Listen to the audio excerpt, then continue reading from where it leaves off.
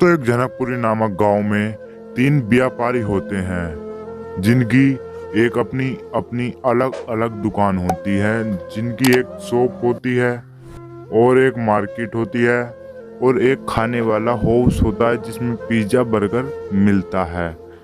तो दोस्तों, जिनकी पिज्ज़ा बर्गर वालों की दुकान थी, बेचारे बहुत गरीब थे। सब शॉप पर और मार्केट पर से सामान लेकर चले जाते थे। कई दिन बीत गए ऐसे ही। जो भी ग्राहक आता सामान लेकर चला जाता। कोई मार्केट से सामान लेता, कोई शॉप से सामान लेता, कोई भी बेचारे रामू के पास नहीं जा रहा था सामान लेने के लिए। ऐसे ही कई दिन बीत गए और सब मार्केट से और शॉप से ही सामान खरीद रहे थे।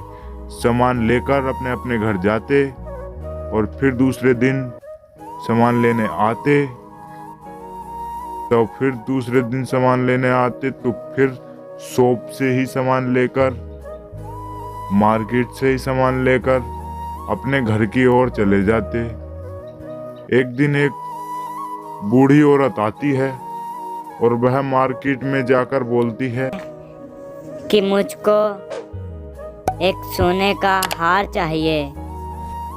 तभी वह दुकान वाला बोलता है कि सोने का हार तुमको मिल जाएगा।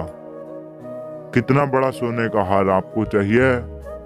तभी वह सोने का हार ले लेती है और वह पैसे मांगने लगता है कि इतने रुपए का है, और वो पैसे लेकर चली जाती है अपने घर की तरफ को।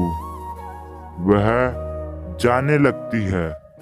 ऐसे ही देखते देखते कई दिन गुजर गए, पर रामू के पास कोई सामान खरीदने के लिए नहीं आता था।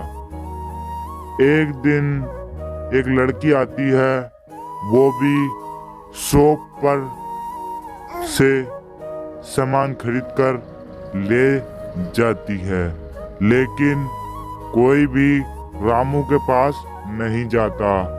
शॉप पर आकर उससे झाड़ू पोछा मांगने लगती है।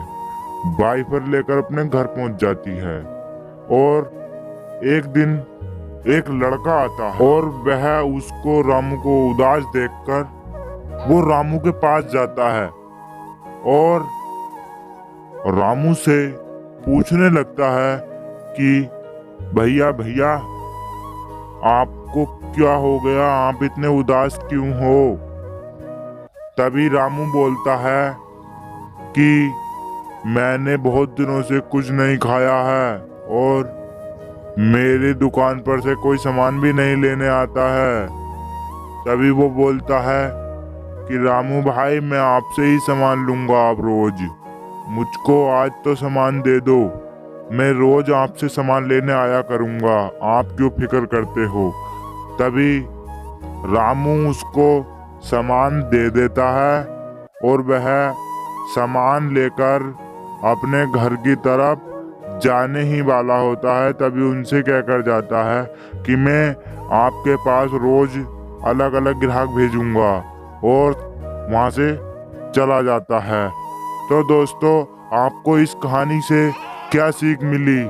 दोस्तों, अगर आपको यह कहानी थोड़ी सी भी अच्छी लगी हो तो वीडियो को लाइक और चैनल को सब्सक्राइब कर दें। दोस्तों, हर किसी